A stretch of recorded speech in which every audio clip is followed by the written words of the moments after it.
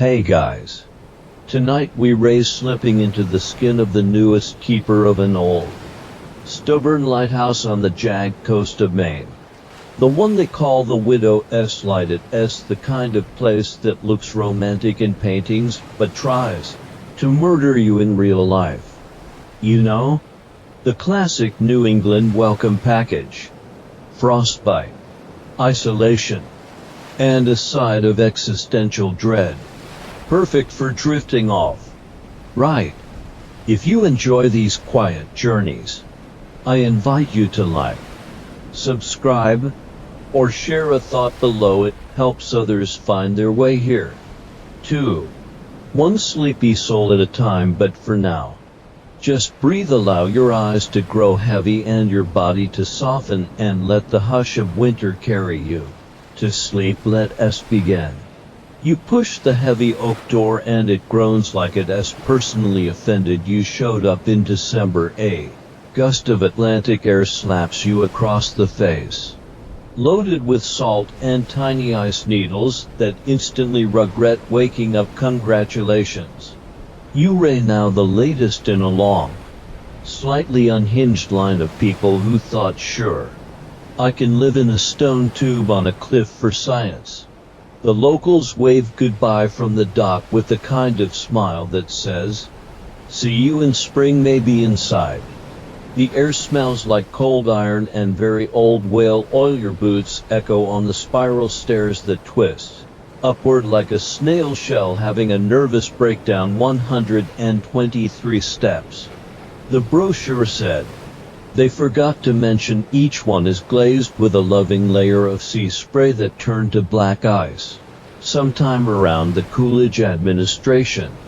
You reach the service room and the wind finds every crack in the stone to whistle through, playing a tune that sounds suspiciously like it is mocking your life choices. There is a tiny desk, a logbook the size of a family Bible, and a kettle that looks like it lost a fight with a kraken. Someone left a note in ballpoint pen. Welcome. Coffee is older than you. Don't die. Helpful. The main historical tidbit you carry to bed tonight. This lighthouse was commissioned in 1839. One of the first on the Maine coast, built entirely of rubbed granite blocks, because apparently wood was for quitters. The odd little fact nobody puts on the postcards. The original plans called for a keeper's house at the base, but the ledge was so narrow they just said nah and stacked living quarters inside the tower like a very aggressive layer cake.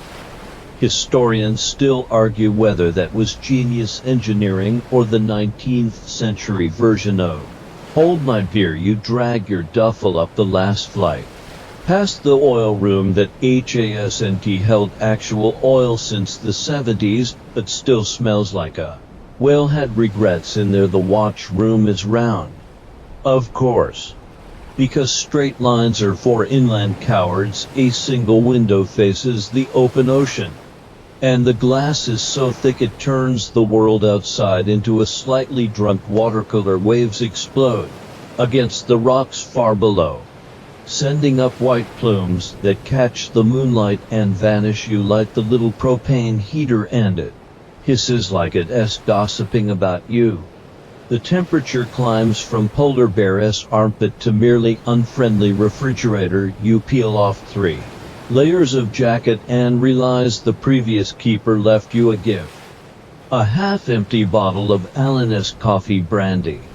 Maine is an official state beverage and the reason many winter nights here end with someone crying into a lobster pot outside.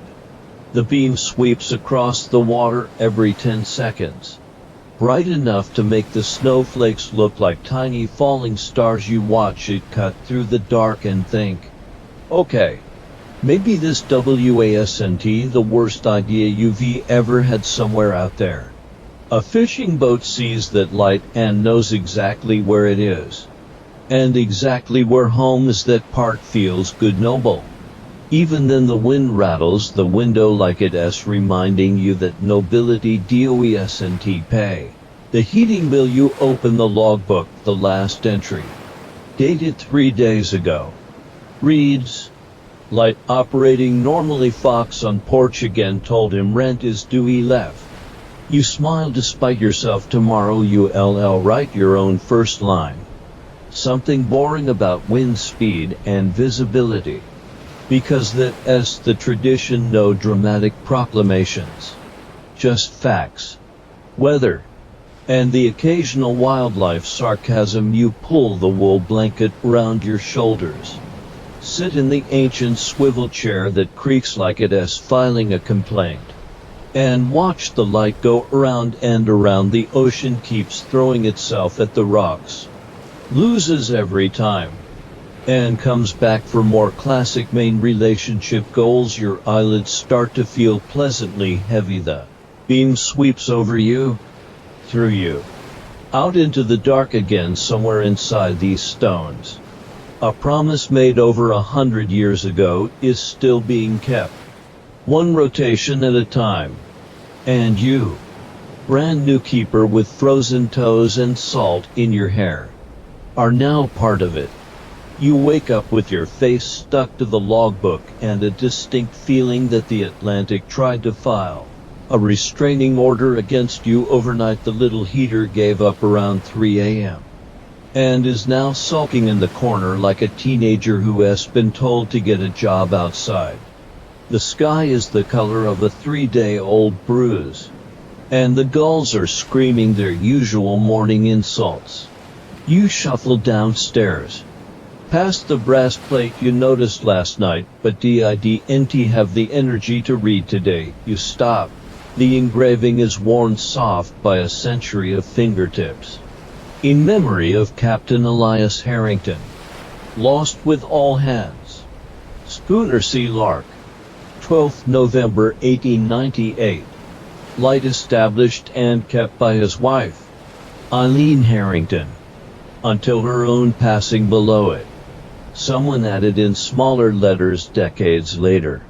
And by every keeper since. Don't screw it up. That's the mainstream history bite you'll carry under your pillow tonight.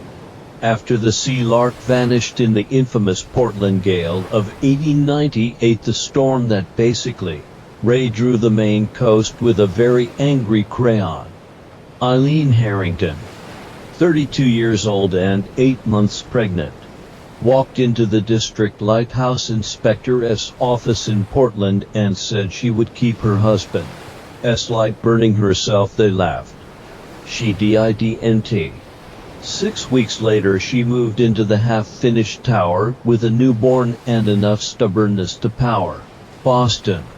You run your thumb over her name and feel the tiny dents where later keepers pressed a little too hard, like they were checking she was still real. The weird little fact nobody teaches in school. Elin insisted the lens be rotated by hand for the first 23 years. Even after clockwork mechanisms existed. Because she wrote in the margin of the 1901 log, a promise kept by muscle remembers better than a promise kept by gears. Historians still argue whether that was poetic devotion or just her being spectacularly extra. You climb back up to the lantern to start the morning ritual. Wiping yesterday's salt off the inside of the glass so today's beam doesn't look like it is shining through a margarita. The panes are warm from the lamp, weirdly comforting, like the tower has a heartbeat. You lean out over the railing for a second, just to feel the wind try to yeet you into the next county, and you spot something down on the rocks. A lone figure in a yellow oilskin, waving. You wave back on pure reflex. The figure waves harder. You squint. There is nobody there, just kelp doing a convincing cosplay of a drowning victim. You decide that definitely didn't happen and go back inside before the ocean files more paperwork. On the watchroom table sits a tin box you missed yesterday. Inside, a single sheet of paper, thick as cardstock, folded twice. The handwriting is spittery, but fierce to whoever comes after. It starts. My Elias used to say the light is only half for the ships. The other half is so the sea knows someone is still watching. So it doesn't get too full of itself. Don't let it. Winnie Harrington. 1949 She was 83 when she wrote that. Still climbing these stairs every night until the Coast Guard literally carried her down in 1951 because her knees finally unionized. You fold the note carefully and slide it into your shirt pocket, right over your heart. Because that's where corny belongs. Then you notice the corner of something else poking out from under the table. A child's mitten.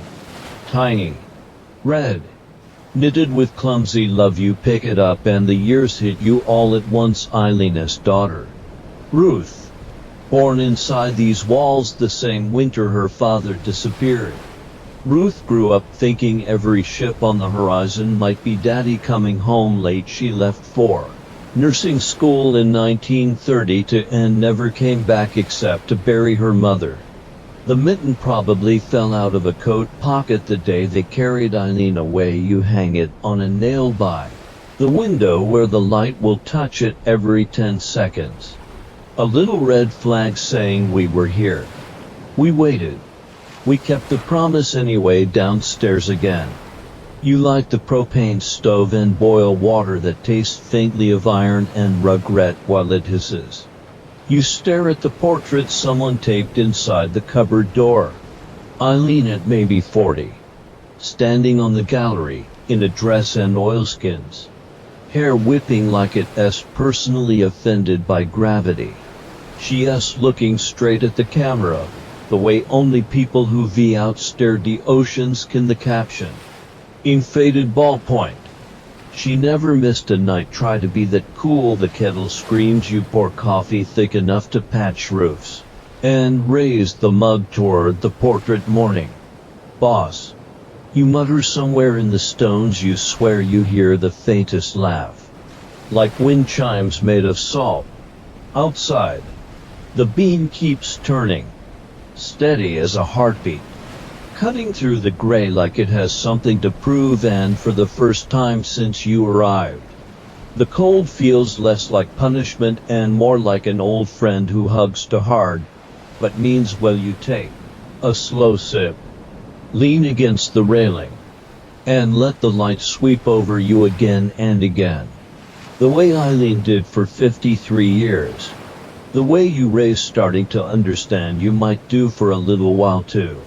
You decide today's the day you Ray going to meet the real star of this place. The light itself, not the electric bulbs humming behind thick glass. Those are just the understudies. You Ray going up to say hello to the original 1851 Fresnel lens. The one that's been staring down the Atlantic since before your great-grandparents figured out indoor plumbing. You climb the last narrow ladder into the lantern room. Knees knocking against the rungs like they Ray auditioning for a percussion solo. The lens looms above you. 6 feet tall and sparkling like a chandelier that swallowed a diamond factory. It's a giant glass beehive made of hundreds of prisms. One hand ground in Paris when Napoleon I was still throwing parties. You reach out and touch it carefully. Reverently. The way you touch a sleeping dragon. The glass is warm from last night's lamp. And the whole thing smells faintly of hot metal and miracles. Mainstream history snack for your sleepy brain. This is a first-order Fresnel lens. The biggest size they ever made for American lighthouses. Only 12 were installed on the entire East Coast. And most of them have been retired to museums where they sit under velvet ropes looking bored. This one never left the job. The quirky little detail tour guides love to drop. When the lens arrived in 1851, it came into 100 separate wooden crates. And the customs officer in Portland charged duty on it as fancy glassware. The Lighthouse board almost had a collective stroke.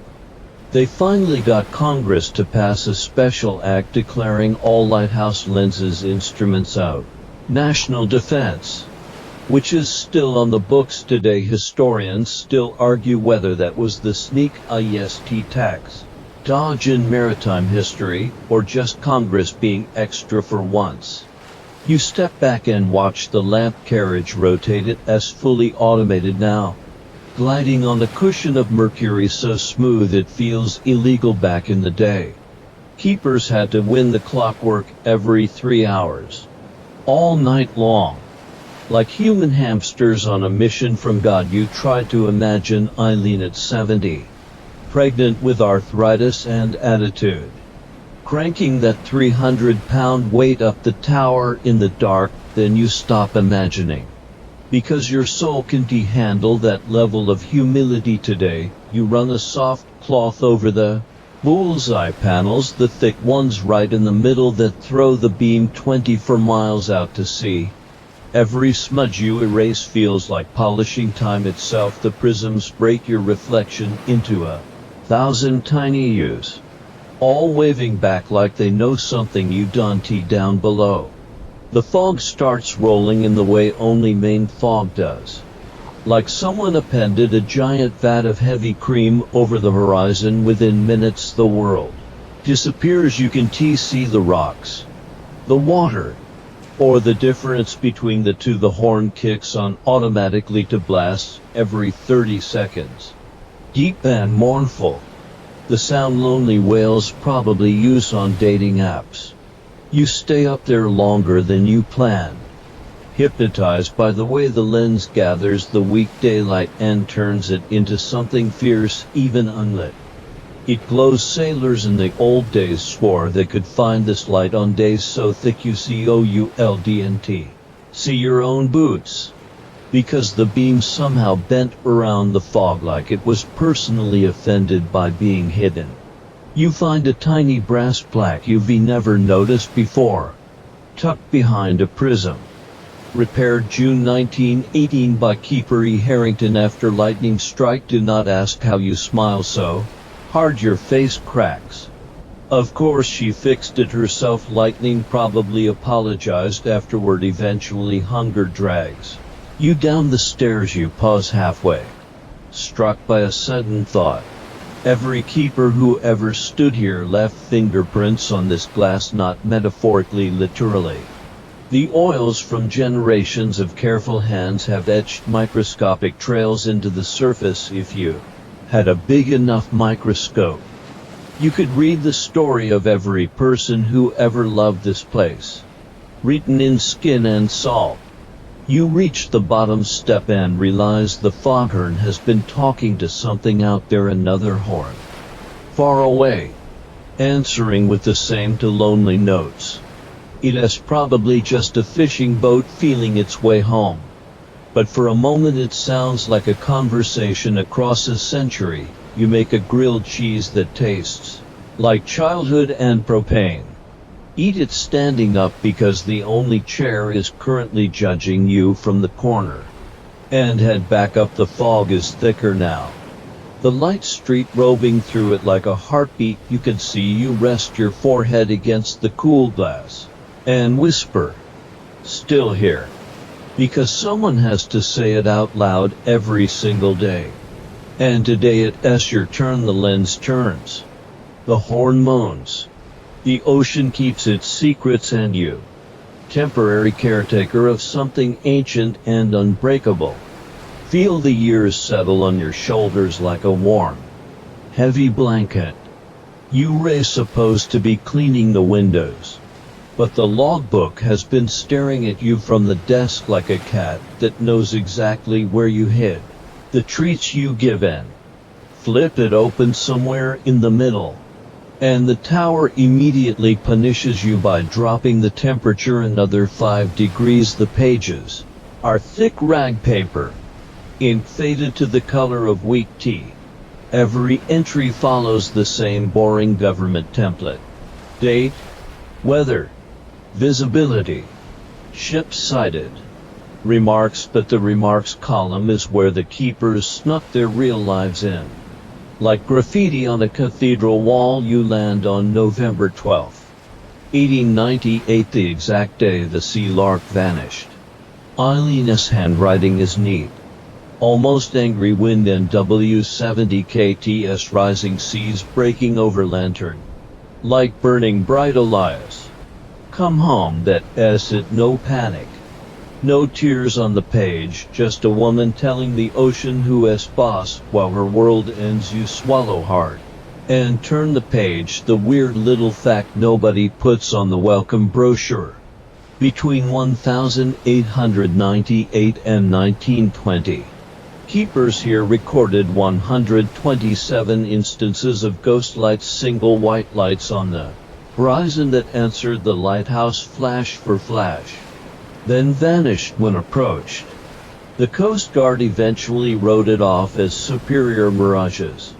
But the old logbooks never do, they just note the time and right. Acknowledged historians still argue whether that was mass hallucination, atmospheric trickery, or the sea being sentimental. You keep flipping. 1904.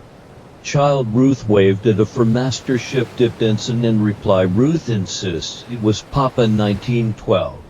German steamer signaled thanks with Morse lamp spell. The LIAS told Ruth it was coincidence. She didn't believe me. 1933. Fog thick as chowder, light on horizon copied our occulting pattern exactly for 20 minutes. Ruth, home on leave, cried for first time in years, told her it was probably the new radio beacon at Boone Island. She called me a liar and hugged me anyway. Your eyes start doing that thing where they forget how to stay dry. You turn another page and find something tucked between the sheets. A press violet. So fragile it looks like purple breath. The ink beside it is from 1945. Written by a temporary keeper during the war.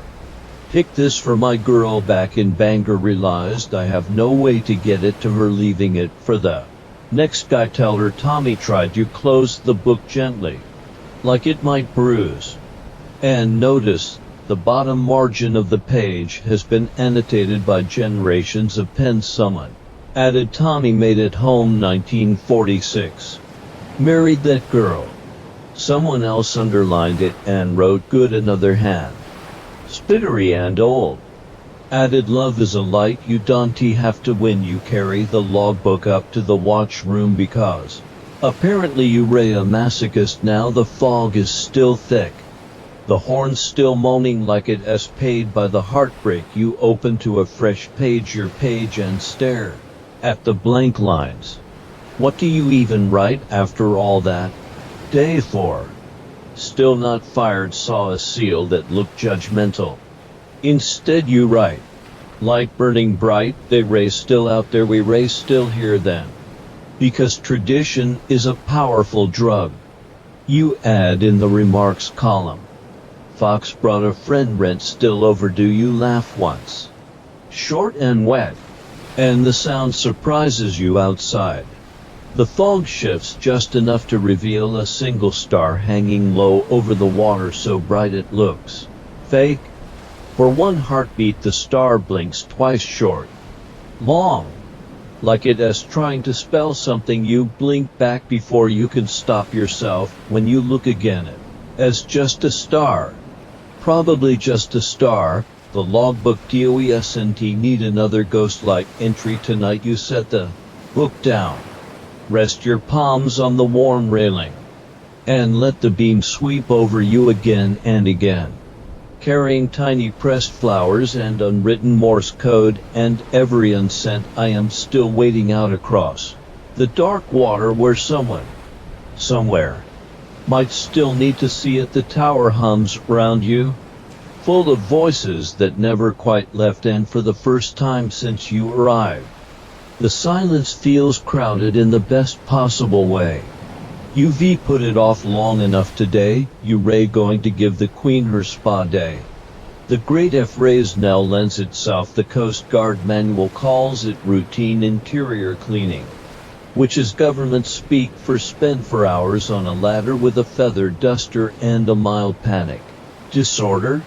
You start at dawn because the sun is the only thing strong enough to show every fingerprint, every salt freckle, Every sad little bug that flew into its own reflection sometime during the Truman administration.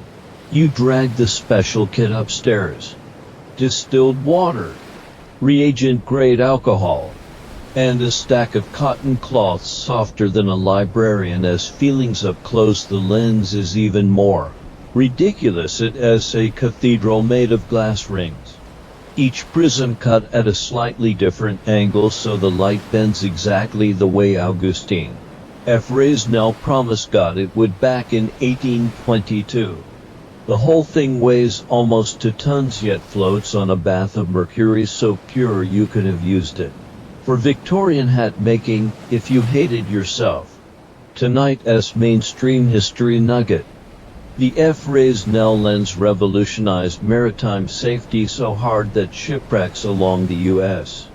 coast dropped by roughly 70% within a decade of their widespread adoption. Sailors started calling them the eyes that never sleep, which is poetic until you remember someone still had to climb up here and polish those eyes every single day.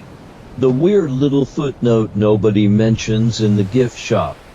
The mercury bath was originally 180 pounds of actual liquid mercury, shiny, poisonous, and heavy enough to make the lens rotate with just a gentle push from one finger. Keepers used to skim the surface with a feather to remove dust, breathing in vapor. That probably explains why so many old log entries read like surrealist poetry. The EPA finally swapped it out for a non-toxic fluid in 1994.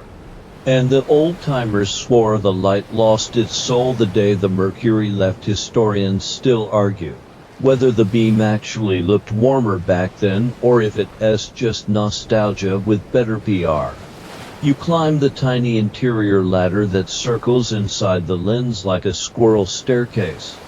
From here you can stick your whole head between the glass rings and see the world warped into a kaleidoscope of ocean and sky.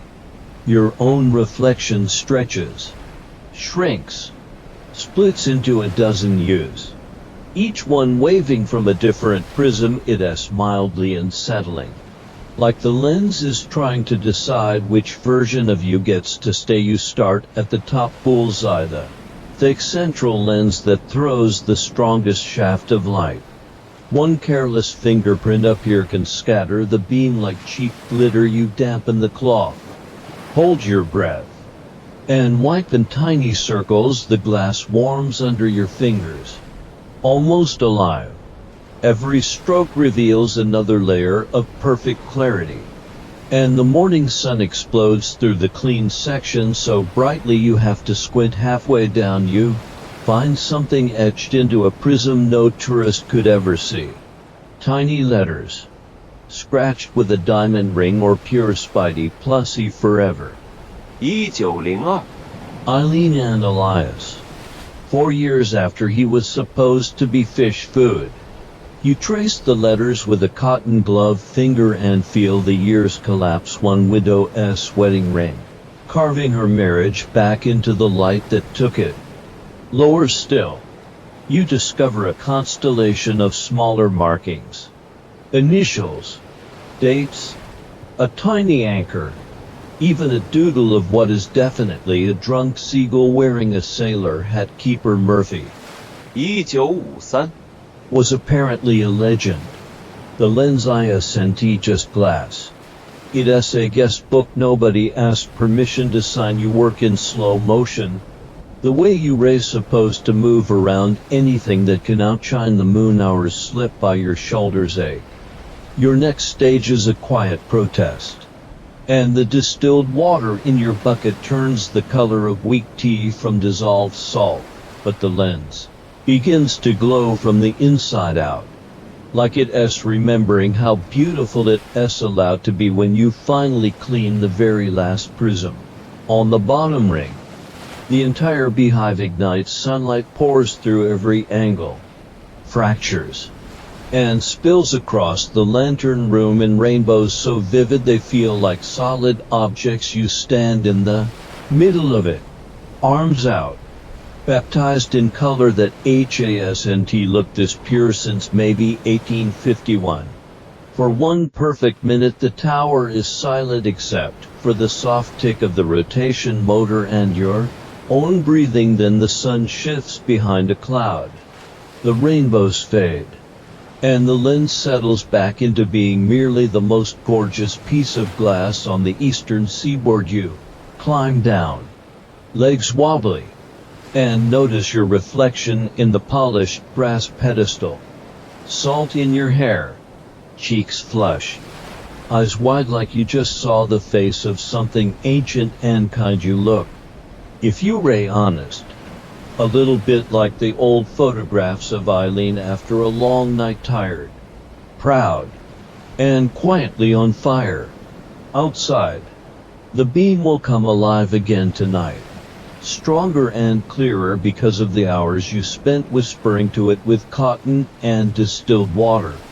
And somewhere out beyond the horizon, a ship you'll never meet will steer a fraction safer because you did your job. You put the cleaning kit away, roll your shoulders, and smile at the lens like it's an old friend who just told you a secret. It smiles back the only way it knows how, by waiting for darkness so it can burn. You wake up convinced the tower has shrunk overnight. The walls feel closer, the wind louder, the world reduced to a white screaming thing pressed against every window. Welcome to a genuine Maine nor'easter, the kind of storm that makes you understand why old sailors measured wind in screaming and apocalyptic. The thermometer outside the watch room window has given up and just reads no. You guess somewhere around -30 with wind chill, which is Celsius for your face. Will file a complaint. The ocean has disappeared. There is only a swirling gray wall that roars like a subway train full of chainsaws tonight. A solid history bite. Maine winters routinely hit the top 5 coldest spots in the lower 48. And coastal storms here can drop barometric pressure faster than a drunk uncle drops life advice. In 1941 the temperature at this lighthouse bottomed out at 41 F, 40.5 C. Officially the coldest reading ever recorded in New England. The keeper that night wrote in the log, "Light operating fingers unionized," and walked off the job. The gloriously weird footnote nobody believes until they live it. Ice doesn't just form on the tower. It grows. Sea spray hits the stone, freezes instantly, and builds outward in thick white feathers called rum ice. There are photographs from the 1930s showing this lighthouse looking like a giant wedding cake left outside too long. Keepers had to chip it off with baseball bats, so the extra weight didn't topple the whole thing. Historians still argue whether those photos are real or early Photoshop with a dark sense of humor.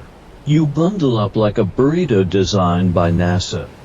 3 pairs of socks, long johns that could survive re-entry, and the previous keeper's oilskin coat that smells like equal parts fish and determination. You step outside onto the gallery, and the wind punches you so hard you almost saluted.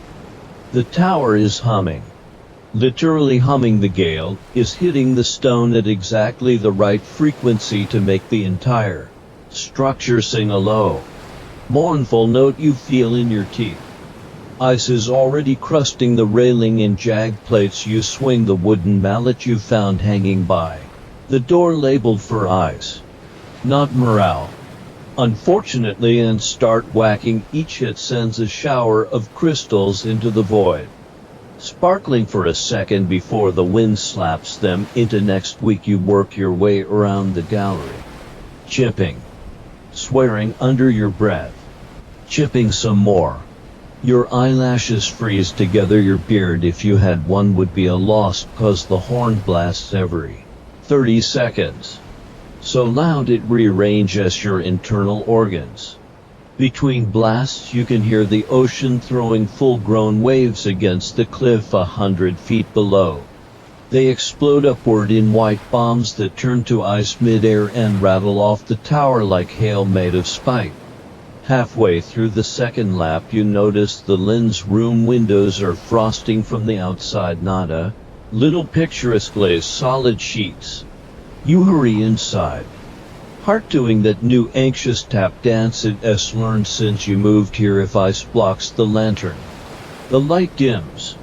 And somewhere out there a captain's night just got a lot darker. You grab the propane torch keepers have used since the 70s, basically a flamethrower with a government stamp of approval, and climb back out. The wind tries to light you on fire for fun. You play gentle dragon along the glass, melting just enough to keep the beam clear. The ice hisses, retreats, then creeps back the second you turn away, like it is personally offended by visibility. Hours blur, chip, melt, swear, repeat. Your hands go numb, then burning, then numb again. At some point you start laughing because crying would freeze to fast. The tower keeps singing its low, steady note, like it is saying, yeah, I've seen worse. Keep swinging. Kid. Eventually the storm eases from wrath of Poseidon to merely deeply rude. The wind drops to a brisk 60 knots, downgraded from attempted murder to aggravated assault. You stagger inside, peel off layers that weigh approximately 1 ton, and collapse on the cot, still wearing most of your clothes because peeling further feels like a tomorrow problem. You lie there listening to the tower settle, the way an old house creaks after a fight. Ice cracks and falls from the outside walls in slow motion avalanches. The light still turns, steady, unfazed, cutting a clean white path through the mess the storm left behind. You think about Eileen doing this alone, pregnant, then with a toddler, then with arthritis. For 53 winters you think about the keeper and 41 who wrote fingers unionized and still climb the stairs. You think about every nameless person who stood where you lay lying right now and decided the light was worth freezing. For your teeth start chattering, but it feels almost like applause outside. The sky cracks open just enough to show 1 star, bright and ridiculous, and still there you stare at it until your eyes water, or maybe that's just melting eyelashes, and whisper, okay, winter. Round 1 to you. Then you pull the wool blanket up to your chin, listen to the tower hum itself to sleep, and let the cold tuck you in like an overly aggressive but oddly proud parent. You finally admit defeat to the cold and shuffle down to the only room in the tower that pretends to be civilized, the keeper's kitchen. A 2 square meter triangle wedged between the oil room and the stairway, like someone tried to stuff a 1950s diner into a broom closet and then apologized with a porthole window. Everything is miniature and stubborn. The propane stove is the size of a showbox with delusions of grandeur. The sink is so shallow you could bathe a lobster and still have room for garnish. Above it hangs a handwritten sign in faded marker. If you burn the place down, the sea gets the insurance money. Choose wisely. You light the burner and the flame whooshes up like it is personally offended by darkness. The kettle, a dented relic that probably came over on the Mayflower's less successful cousin, starts its grumpy song while it thinks about boiling. You poke the cupboards and discover the real treasure of this lighthouse, the keeper's cookbook. A 3-ring binder so swollen with extra pages it looks 9 months pregnant with recipes. Tonight's reliable history nugget. Maine lobstermen once used lighthouses as floating grocery stores. On calm days they tie up to the tower, climb the ladder with a crate of fresh lobsters, and trade for coffee, tobacco, or whatever the keeper was willing to part with. A logbook, as from the 1920s, are full of Entries like received 12 lobsters from Cap Moody, paid 1 jar peaches and a Risku postcard commerce. Depression-era style, the gloriously odd detail nobody prints on the touristy towels. Every single recipe in this binder starts with first. Open a can of Elin coffee brandy, every single one. There's even a marginal note from 1987. If you raise sober enough to read this, you measured wrong. Historians still argue whether the brandy was medicinal, recreational, or the only thing that made turnip stew palatable in February. You flip to a page bookmarked with a 1940 to ration stamp and find Eileen's actual lobster bisques. Do not tell the government we have butter. The handwriting is the same fierce script from her letters.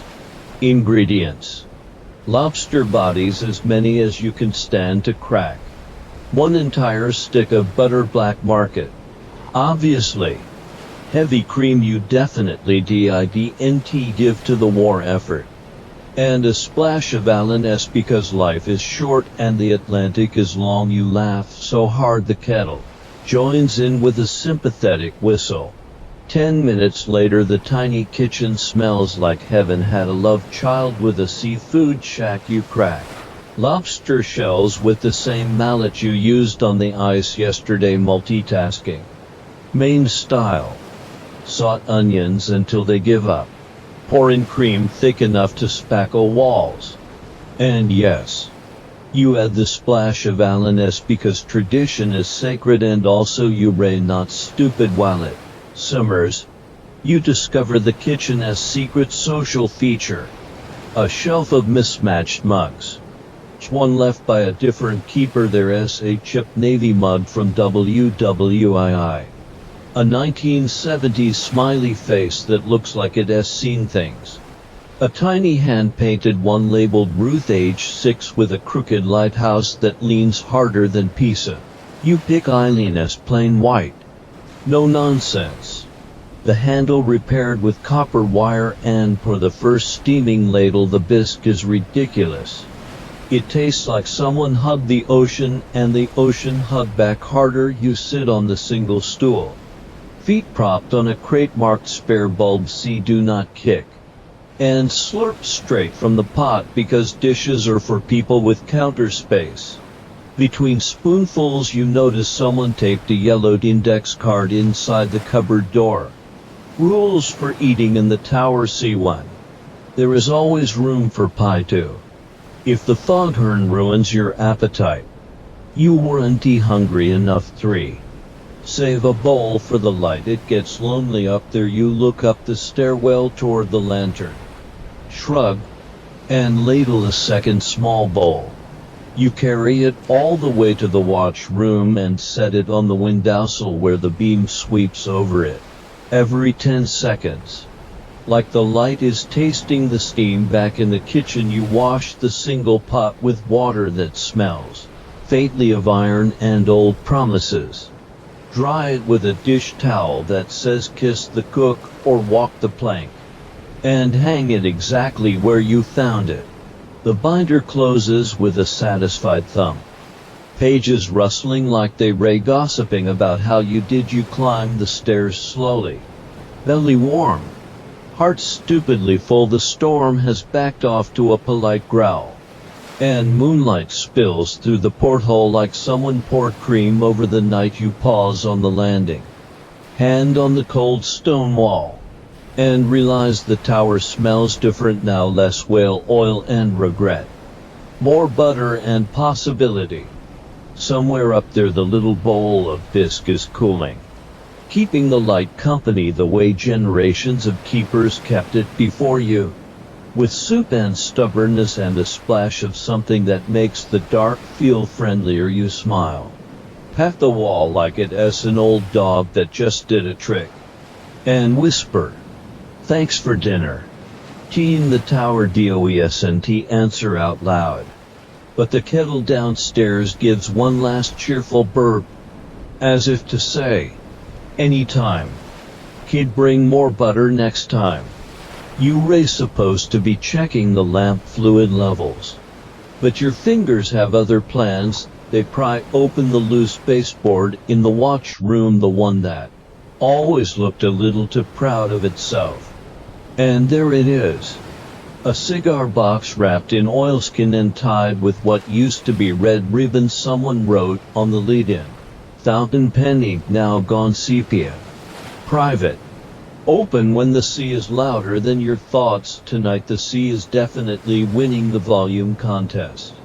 So you sit cross-legged on the floor, untie the brittle knot, and lift the lid like you're diffusing a bomb made of feelings inside. 143 letters, each folded into a tight square no bigger than a matchbook. The top one is addressed simply my alias in handwriting you'd recognize underwater. The paper is so thin from rereading that light shines through it like stained glass made of longing. You unfold the first, dated December 24th, 1898, 6 weeks after the sea lark vanished. 2 weeks after Ruth was born. My dearest husband. Ruth smiled tonight for the first time. I swear she was looking at something over my shoulder.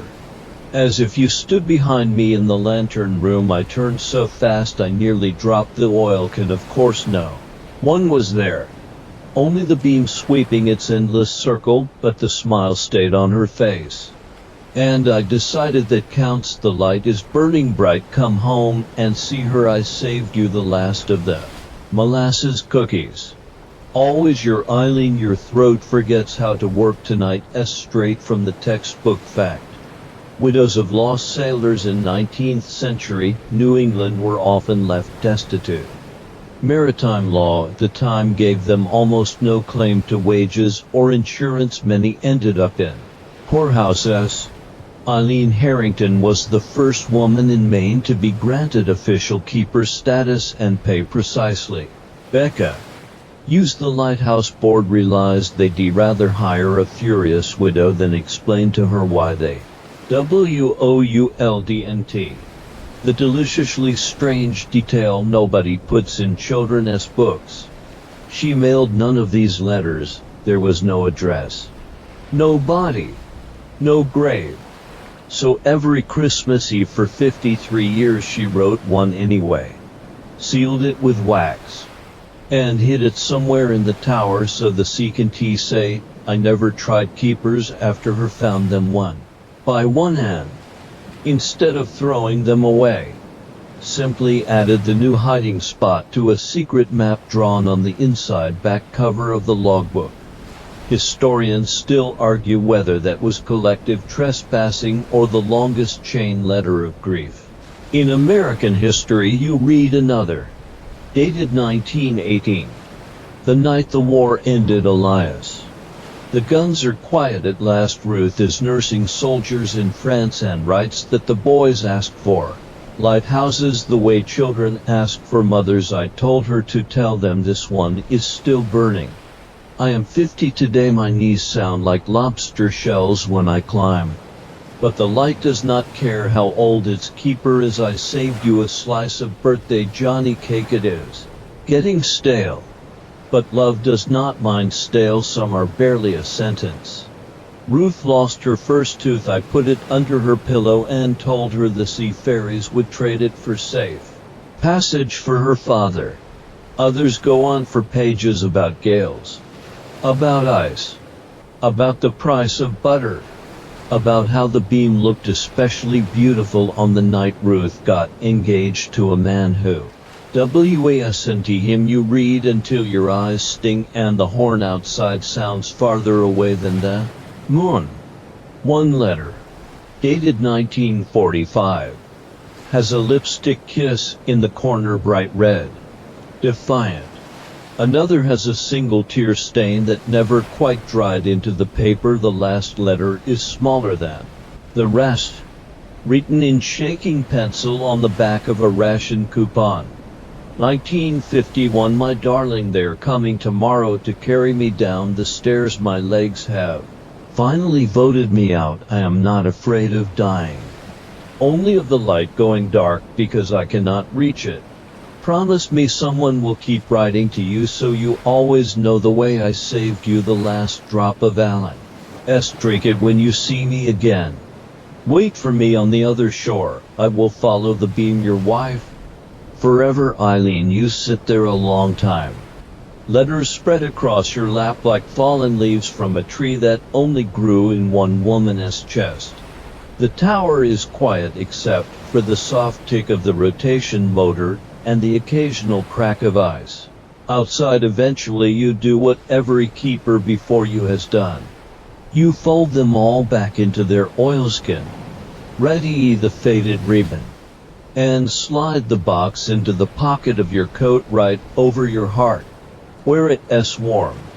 Tomorrow you'll find a new hiding place, maybe behind the fuse panel, maybe inside the old oil drum, and add it to the secret map, so the next keeper can find them when the sea is louder than their thoughts. You climb the last steps to the lantern, rest your forehead against the cool glass, and watch the beam sweep across the black water somewhere out there.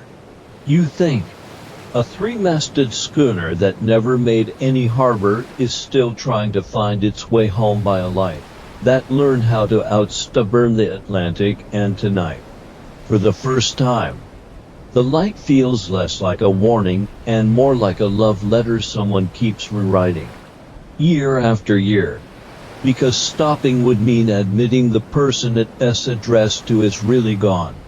You stay until the cold seeps through your coat and the letters inkle against your chest like a second heartbeat. You race, starting to think the tower has a sense of humor, because tonight it decides to show you what a little weather meant in 1967, the night the electricity finally arrived. You ray up in the lantern room, oiling hinges that haven't moved since the Beatles were still together, when you notice a fat 3-ring binder wedged behind the old ventilator. Electrification Project C Widow S Light C 1967. Someone underlined finally in red 3 times. You flip it open and the whole decade smells like fresh paper and government optimism. Mainstream history snack to tuck under your pillow. In the 1960s, the Coast Guard launched a massive push to automate every lighthouse in America. By 1970, most towers had swapped whale oil lamps for electric bulbs and Lonely Keepers for Lonely Machines. Widow S Light was one of the very last holdouts on the Maine coast, partly because the cliff was too steep for a crane and partly because Eileen, dead 16 years by then, still scared the engineers. Somehow the gloriously weird detail nobody advertises. When the crew finally strung the underwater cable from the mainland in November 1967, the old keeper, a grizzled ex-Navy chief named Murphy, refused to throw the switch. Instead, he made the electricians wait until midnight, climbed the stairs one last time with a can of whale oil, lit the old burner by hand, and let it burn for exactly one more revolution. Then he walked down, handed the chief electrician a mug of Alan's spiked coffee, and said, "Okay, boys, let there be light, the new kind." Grown men cried into their hard hats. Historians still argue whether Murphy was sentimental or just wanted to finish the bottle before the party started. You keep turning pages and find a black and white photo taped inside. A line of men in parkas standing on the ice-crusted gallery, holding a thick black cable like it's a Dead Sea serpent. They finally conquered. Someone wrote on the back, "We told the widow we were sorry for being late." The light blinked twice. We took that as forgiven. Another page has a newspaper clipping from the Portland Press Herald. Oldest continuously oil-burning lighthouse goes electric. The photo shows the new bulb glowing a harsh, cold white compared to the buttery gold of the old flame. Underneath, in ballpoint fury, someone, probably Murphy, scrawled, Looks like a dentist's office missing soul. You close the binder and notice the modern lead ray humming quietly in its carriage, tiny, efficient, soulless. It throws 25 miles on a clear night and uses less power than your grandmother's toaster. Progress. Right. But tonight the fog is rolling in again, thick as chowder. And the new light feels thin. You can barely see the beam leave the lens before the fog swallows it. You stand there frowning like a disappointed parent until muscle memory older than yours takes over. You open the emergency cabinet, pull out the box marked in case of soul emergency. And there it is. A single Aladdin mantle lamp. The kind keepers used for backup from the 1930s to the 80s. A note taped to it in Murphy's handwriting. For when the new light forgets how to be warm, use sparingly. She likes the old song, best your hands know what to do before your brain catches up. You pump the pressure valve, soak the mantle, light it with a wooden match that smells like 1967 and regret the flame blooms soft gold. The exact color of every winter night Eileen ever stood. Watch you kill the electric bulb just for a minute. Just tonight, and slide the Aladdin into the focal center. The Fresnel lens wakes up like it recognizes an old friend. Suddenly the beam is fat and creamy again, pushing through the fog the way it was born to, bending around water droplets instead of surrendering to them.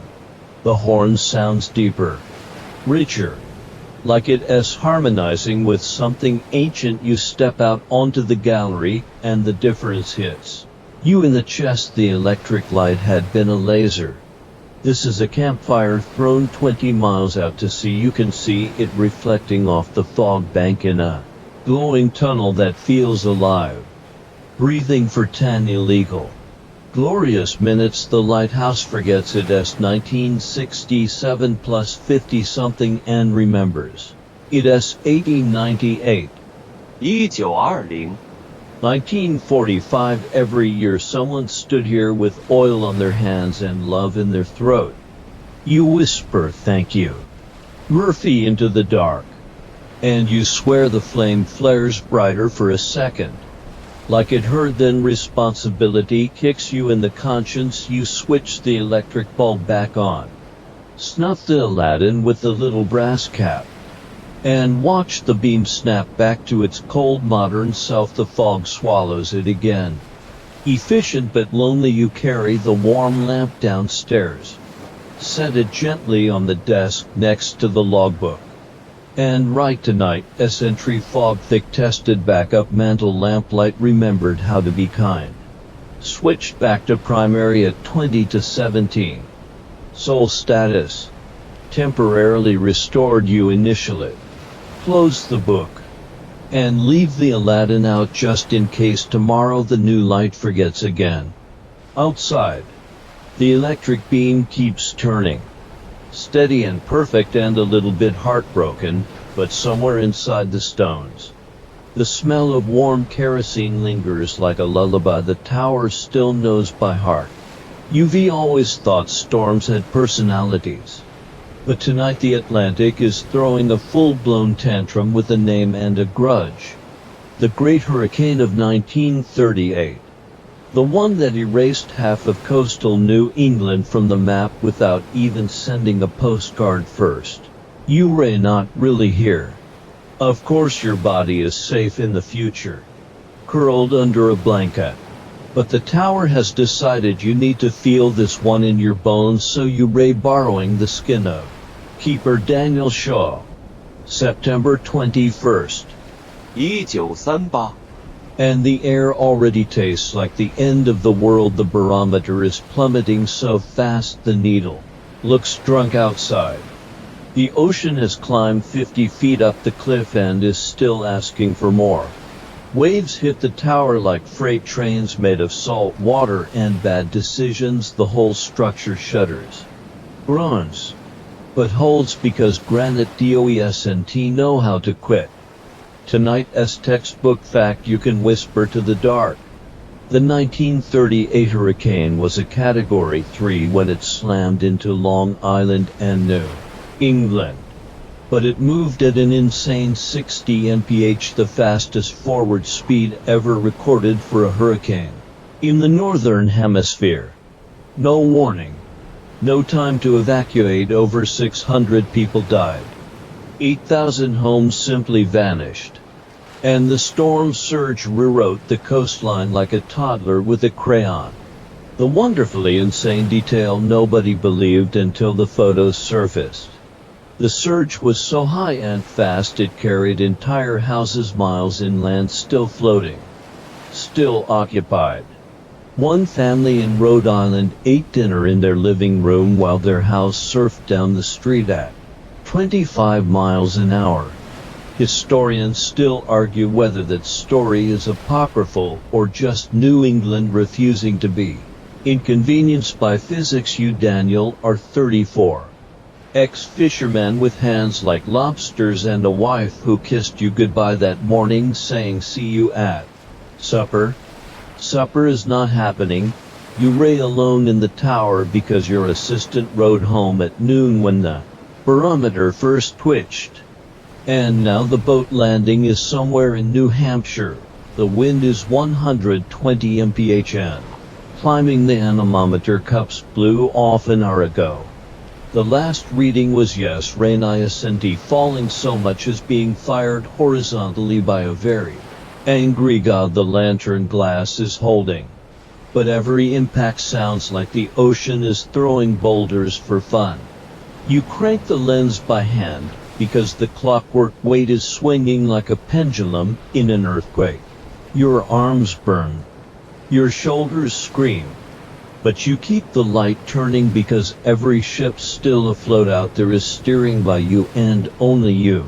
At 6:12 p.m. the tide gauge, normally 30 feet below, rips off its mount and smashes through the lower window.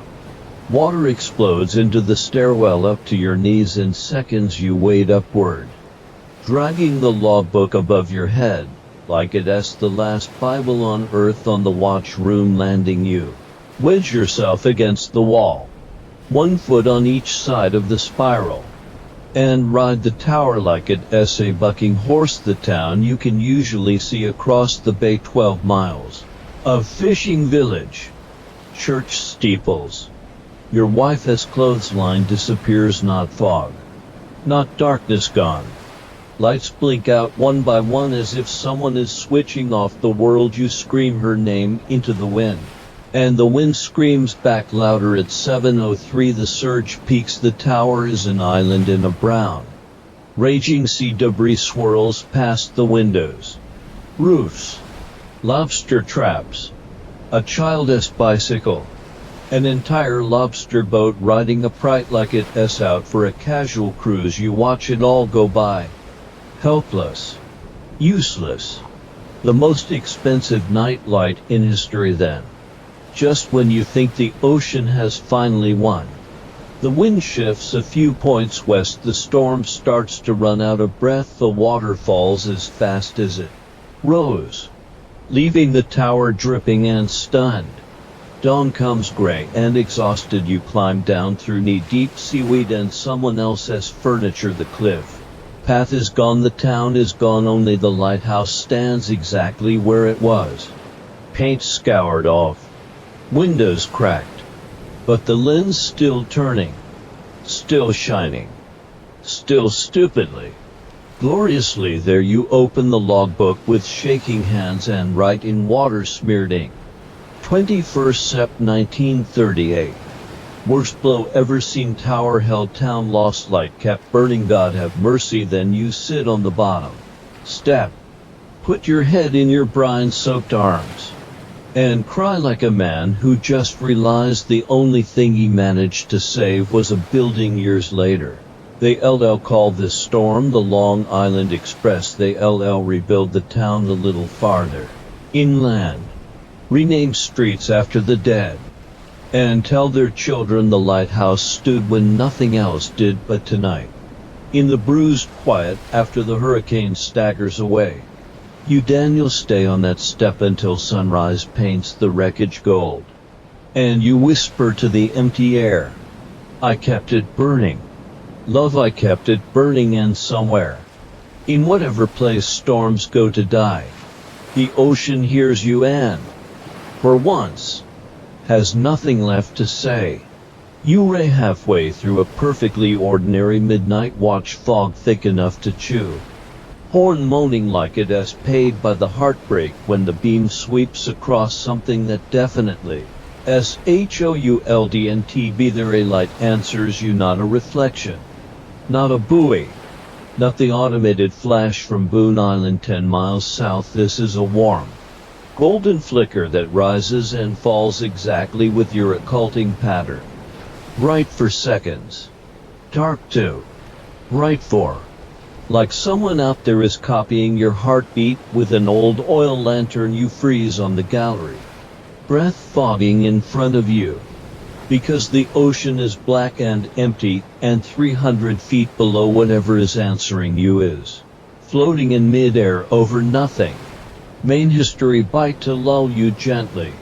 For over a century, mariners along this coast reported fetch lights or corpse candles, small flames that mimicked lighthouse patterns and led ships safely through fog. The Coast Guard always logged them as St. Elmo's fire or Superior mirages. The fishermen logged them as thanks from the ones who didn't make it home. Same data, different filing system, the delightfully odd detail nobody teaches at the academy. Between 1880 and 1930, this particular lighthouse recorded more reciprocal light signals than any other station in New NGL, and 47 separate incidents where an unidentified light copied the exact flash characteristic for minutes or hours, then vanished when the keeper tried to Morse a reply.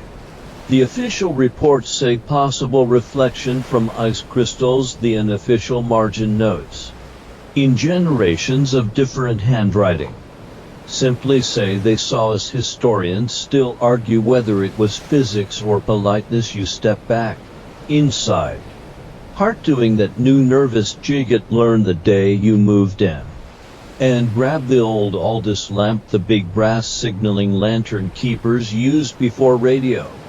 You aim it through the open door and flash, 3 short. Who are you?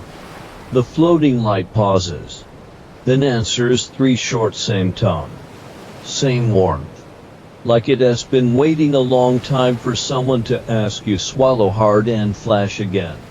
Safe passage. It flares brighter. 1 long, loving pulse, then splits into 2, then 4.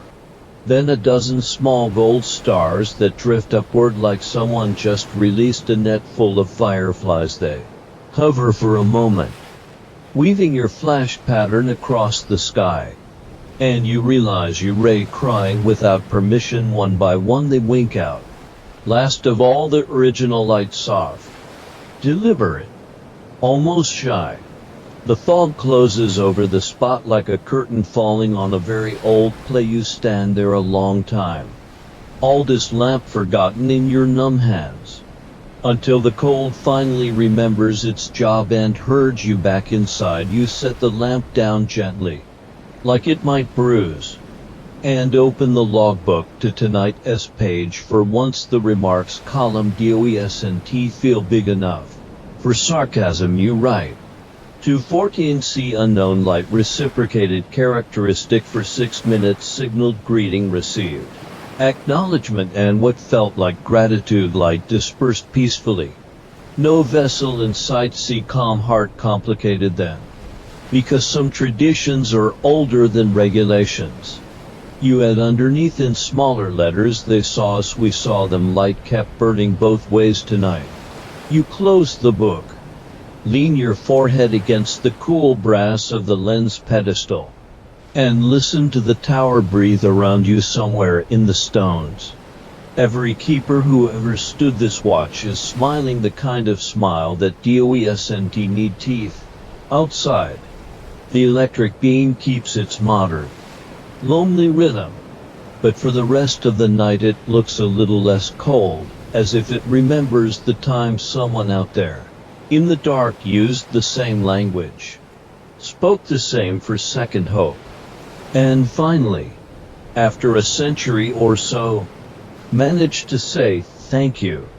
You stay up there until dawn starts bleaching the fog pink, arms wrapped around yourself, holding the moment the way you'd hold something fragile and warm that was only ever on loan when the sun finally climbs high enough to make the lantern room glow like a snow globe. You whisper toward the empty sea. You ray welcome in somewhere farther out than any chart has ever reached. A small gold light just for a second answers back. You ray standing on the gallery at dawn, watching the last Coast Guard pickup boat shrink toward the mainland for guys in bright orange Mustang suits wave once. Then the hull lifts on a swell and they ray gone. The automation team finished yesterday. New lead, new solar panels, new radio beacon that talks to satellites instead of souls. The Widow's light is officially off the payroll. You ray the only human left within 5 miles of ocean in every direction tonight. As straight up history fact. Widow's light was the second to last traditionally manned lighthouse in Maine to go automatic. The very last one held out another 14 months. Mostly because its keeper hid the new control panel in a lobster crate and told the Coast Guard it was lost at sea. On the day the crew left here, March 12th, 1998 the district commander read a short speech about progress and safety and cost efficiency. Nobody recorded what the keeper said, but rumor claims it was 2 words. The second one definitely progress, the beautifully weird detail nobody puts in the decommissioning brochure. When the final crew climbed down the ladder, the tower's foghorn, which had been programmed to shut off at sunrise, gave one extra, completely unauthorized blast, long, low, and mournful, like a tuba that just got dumped. The technician swore he'd already cut the power. The logbook's final handwritten entry by Keeper Tom Landry reads, 817 Seahorn said goodbye on its own. IDNT argued. You closed the door behind them, the same oak door that groaned at you the first night, and it sounds heavier than ever. Like it knows it won't open for a uniform paycheck again inside. The stairwell feels suddenly enormous, as if the tower inhaled and forgot how to let go. You climb slowly, touching every step the way people touch headstones. In the watch room, the new control panel glows soft blue, blinking its little all Oklahoma message like a cat that just ate the canary and wants you to know it is fine now. Thanks, you hate it on sight. You keep climbing to the lantern. The new lead array is the size of a coffee can and throws a beam cold enough to freeze sunlight. It hums at a frequency that makes your teeth itch. You stand there for a long time, hands in your pockets, listening to the silence that used to be full of boots and cursing and the creak of oil cans. Then you do something that isn't in any manual. You open the emergency cabinet, take out Murphy's old Aladdin mantle lamp, the one you used that foggy night when the light forgot how to be kind, and set it in the exact center of the lens carriage. You kill the lead with the override switch labeled for emergencies only. See, yes, this counts. The sudden quiet is so complete you hear your own pulse. You light the mantle with a wooden match. The flame blooms gold and soft and ancient. The F-rays now. Lens wakes up like it has been holding its breath for decades. The beam that leaves the tower is warm again, fat again, alive again. You let it turn for one full hour, 60 rotations, 60 heartbeats that belong to every keeper who ever stood here. You don't signal anything fancy. No Morse No messages, you just let the light be what it was born to be before satellites decided loneliness was inefficient. When the sun is fully up and the gulls start their morning commute, you snuff the flame, switch the lead back on, and watch the beam snap back to its sterile modern perfection. The tower exhales downstairs. You pour the last of the coffee into the chipped navy mug, raise it toward the empty stairwell, and say out loud, "Shift change. Folks, you ray off the clock now. I've got it from here." You leave the mug on the windowsill, half full, the way relief keepers used to do when the boat was late. Then you walk out onto the rocks, hands in your pockets, and let the wind push you around like an old friend who never learned personal space. The new light keeps turning above you, efficient, silent, eternal. But you know something? The satellites don't some nights, when the fog rolls in thick and the machines go to sleep, a softer gold light will still find its way into the lens for a minute or two. Nobody will log it. Nobody will explain it. It will just turn steady and warm, the way promises used to when they were kept by people instead of circuits and somewhere out on the water. Something that never quite left. Will see it, tip an invisible hat, and keep sailing. You smile into the wind, tasting salt and goodbye and thank you all at once. The widow's light is automated now, but it is never, ever alone.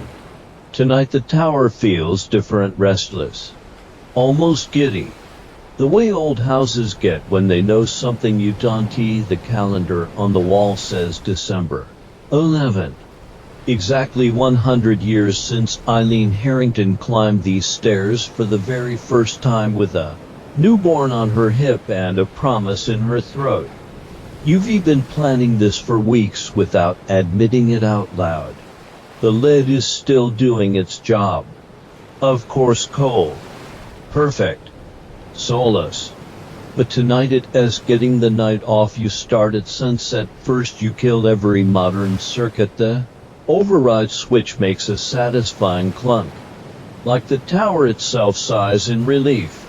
Then you haul the old clockwork mechanism out of storage, the one they left bolted to the wall in the oil room because it weighs as much as a small whale.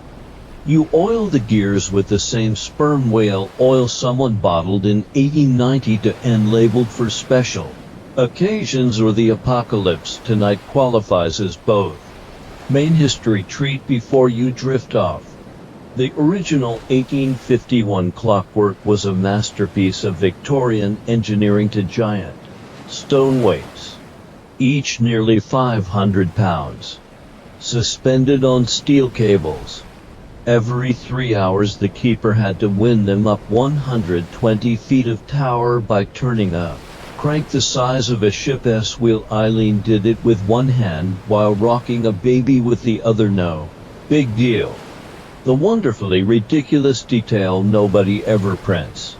When the Coast Guard removed the weights in 1967, they discovered someone nobody admits who had carved tiny hearts and the initials E plus E into the inside of each stone where only the cables would ever see them.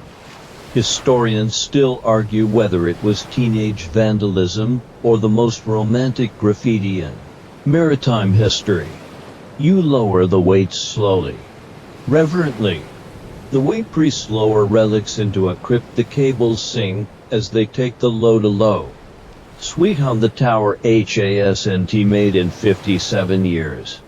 You strike a match, like the Aladdin mantle you've been saving, and place it in the exact focal point. Then you step back and let the old girl wake up. The first rotation is shaky, like a dancer remembering choreography after decades away. The second is smoother by the third. The Fresnel lens is singing to glass prisms, catching the soft gold flame and hurling it out across the water in a beam so warm it feels like melted butter sliding over the sea. You open every window in the lantern room so the sound can escape. The soft tick-tick-tick of the clockwork. The gentle whoosh of the mantle. The faint metallic whisper of mercury beneath the carriage. The tower smells like 1898 again. Hot oil. Warm brass. Stubborn hope. You climb out onto the gallery with a mug of Elin spiked cocoa and sit on the railing like a kid who knows he is about to get away with something magnificent. The night is clear and brutally cold. Stars sharp enough to cut glass. The beam sweeps over the water in slow, deliberate arcs, painting the waves gold every 10 seconds. Exactly the way Elias last saw it. You don't signal anything complicated. You just let it turn one rotation for every year. She kept the promise, one rotation for every ship that found its way, because she refused to let the dark win. One rotation for the night. She cried into the logbook and still climbed the stairs anyway. At midnight, you do the thing you've been terrified to do all evening. You pick up the oldest lamp, aim it toward the open sea, and flash for slow pulses the private signal Eileen wrote in one of her unsent letters. I kept it burning. You wait. Heart loud enough to drown the clockwork. 10 seconds, 20, 30, then. Far out where the horizon should be black, a single gold light rises, soft, steady, warm. It answers with for slow pulses of its own. You laugh so hard you nearly drop the lamp. Tears freeze on your cheeks. But you don't care. The light out there grows brighter, splits into two, then dozens, then hundreds, an entire constellation of soft gold lanterns sailing in perfect formation, mirroring your beam exactly. They hold the pattern for 1 full minute, maybe 2, then fade gently, like someone blowing out candles on a cake that was never meant to be eaten. Inside the lantern room, the clockwork gives one last satisfied tick. The weights reach the bottom of their run, and the mantle flickers down to a gentle glow. You let it burn itself out the way Eileen did on her very last night. When the flame finally dies, you stand in the sudden dark and realize the modern LED is still off for the first time in decades. The tower is truly, completely dark, and it feels perfect. You whisper into the quiet, happy 100th. Eileen saw it, they all did.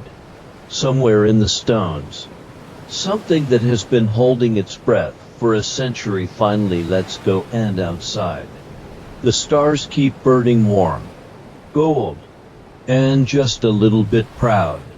The morning after the centennial night, the tower feels lighter, as if someone opened a window nobody knew was there and let 100 years of held breath drift out over the water. You wake on the cot with salt-crusted eyelashes and the strangest sensation that you just attended a family reunion where most of the relatives were ghosts and nobody minded. You climb the stairs slowly, the way people walk in churches when they pray, not sure if the service is over. The clockwork waits still, hang at the bottom of their run, quiet and satisfied, like old dogs asleep by the fireplace. The Aladdin mantle is nothing but soft gray ash, perfect, symmetrical, almost deliberate. You brush it into a little tin box you found months ago, labeled for when it's finally enough. Maine history lullaby for your almost dreaming mind. The Widow's Light is one of only 8 American lighthouses that have burned continuously for over 175 years, never dark one single night, not even during wars, blackouts, or the time in 1918 when the keeper had influenza so bad he tied himself to the railing, so he wouldn't fall down the stairs while winding the clock. 8 towers out of thousands, that's rarer than a perfect lobster. The quietly absurd detail nobody ever put on the plaques, Sometime in the 1940s, a keeper started carving tiny tally marks on the inside of the mercury trough, one mark for every night the light burned. When the EPA removed the mercury in 1994, they counted for 2 to 7, 8 marks that S every single night from 1851 to 1944. Give or take a leap year, the new trough is sterile stainless steel. Nobody has dared start a new tally. Historians still argue whether the original marks were obsessive record keeping or the longest love letter ever written in graphite. You stand in the lantern room and watch the modern lead do its cold, efficient circles. It is bright. It is flawless. It will never need winding or trimming or a human hand to guide it through a storm, and for the first time that feels okay, not perfect. Just okay, because last night proved the light isn't the lamp, or the lens, or even the tower. It is the agreement, an agreement made in 1898 by a furious widow who refused to let the sea win. Renewed every single night by every person who ever climbed these stairs with cold fingers and warm hearts. The lead is just the newest messenger. The promise is older than electricity and younger than hope. You walk down to the watch room and open the logbook to the last blank page, the previous entry, yours from the centennial, is already starting to look like all the others. Same ink, same slightly shaky handwriting at 3 a.m. Same quiet stubbornness. You write 12th December, light burn, true in the old way, one final time, answers receive, promise, witness, tower at peace, soul status full. Then you do something nobody has done since 1998. You tear the page out carefully, gently, fold it 3 times, and slide it into the oilskin packet with Eileen's letters. You tie the faded ribbon a little tighter. Walk to the loose baseboard that has hidden secrets for decades, and push the whole bundle farther back than any hand will ever casually reach again. Let the next keeper find it when the sea is louder than their thoughts. You leave the logbook open on the desk so the salt air can turn the blank pages soft and ready. Someone else will need them someday outside. The sun is high and ridiculous and warm for December. The gulls are arguing about breakfast. A lobster boat putters past far below, the captain lifting a thermos in your direction. Habit, greeting, blessing. You lift your own mug back. You walk the gallery one slow lap, trailing your hand along the railing where generations of palms have worn the paint thin. Every scuff mark, every patch of rust, every place the ice feathers grew and melted away, all of it feels like braille for a story that doesn't need words anymore. At the seaward side you stop, lean out over the endless blue, and speak to nobody and everybody at once. It is still burning. It always will be. Different lamp, same promise. You race safe to go home now. The wind takes your words, softens them, carries them out past the horizon where gold lights still sail on nights when the fog feels generous. You stay until your fingers go numb and your heart feels too big for your chest. Then you walk down the spiral one last time, letting the door close behind you with the gentlest possible click. The key is heavy and old and warm from your hand. You hang it back on the nail by the entrance, exactly where it was the night you arrived. Because some doors aren't meant to be locked, they're meant to wait. The light keeps turning above you, steady, flawless, new, and beneath it, deeper than mercury, older than stone, the real light, the one made of stubborn widows and tired keepers and 100,000 unmarked nights, keeps turning to quietly forever, just bright enough. You step off the last rung of the ladder and onto the rocks below the tower for the final time. The boatman, an old lobsterman named Jonah, who claims his grandfather once traded cigarettes with Keeper Murphy, waits the tiny landing. Engine idling low and patient, he doesn't ask why you ray leaving. People who live lighthouses rarely need to explain, the sea already did the talking.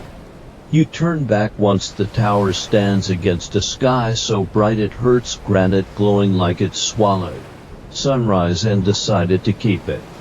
The lead beam is invisible in daylight, but you know it's there, sweeping its clean white circle over water that suddenly looks to calm, almost shy after everything it has seen. Maine history lullaby to carry into sleep. Of the thousands of lighthouses once lit along American shores, fewer than 400 still stand. And only one, this one, has a documented unbroken chain of keepers who never let the light go out for a single night since the day it was first kindled. Not war, not plague, not automation, not grief, nothing. That's the kind of record even the stars respect, a quietly ridiculous detail nobody will ever prove. Every keeper who ever left this tower, going on to centuries of them, swears the same thing happened on their last day. The wind dies for exactly 3 minutes. The gulls go silent. And the lens, even the modern one, gives one extra flash, just one. Slow and deliberate, like a hand raised in farewell. The Coast Guard calls it lens flare. Everyone who ever lived here calls it goodbye. Love, you feel it now. The air stills. A gull hangs mid-squawk like someone pressed pause. Then the beam sweeps across the rocks, across you, across the boat, across the whole wide water. One long, warm pulse that has nothing to do with LEDs or schedules. It lingers on your face the way a hand lingers on a cheek before the final letting go. You lift your own hand, palm open, the way Elin did in every photograph you've ever seen of her on that same gallery. The light holds for another heartbeat, then moves on, steady and sure, already looking for the next horizon. Jonah clears his throat softly. You climb aboard.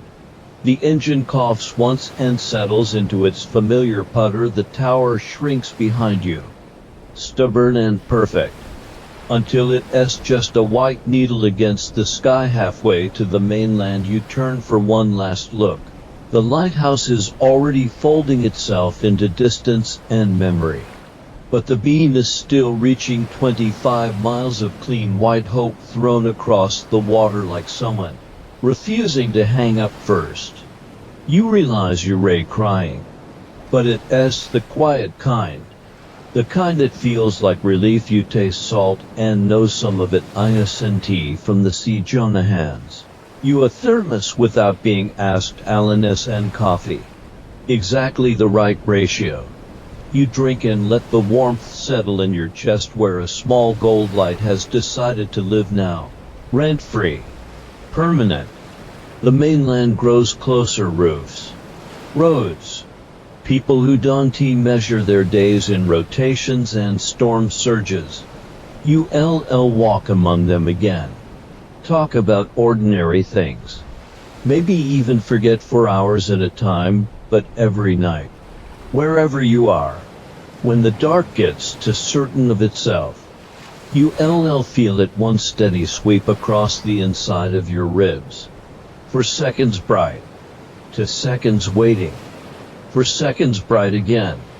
You'll smile without meaning to, touch the place over your heart where a ribbon-tied packet of letters still beats quietly, and know the light kept its promise. And somewhere far behind you, on a cliff that refuses to be tamed, a tower keeps turning, kept by no one and by everyone, burning for ships that never came home and for the ones that still might. You close your eyes as the boat noses into the harbor. The engine quiets.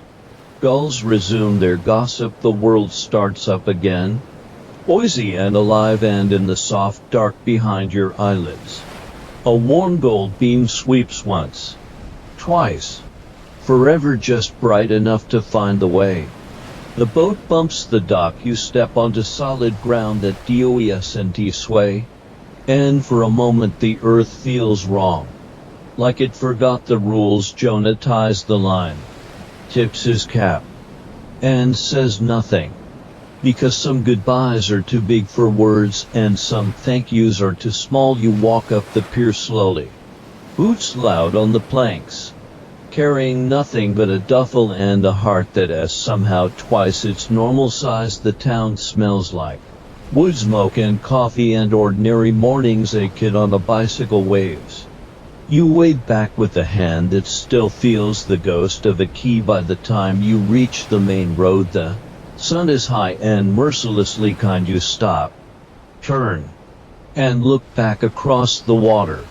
The lighthouse is only a toy now, a white stitch between sea and sky. You lift your hand one more time, palm open.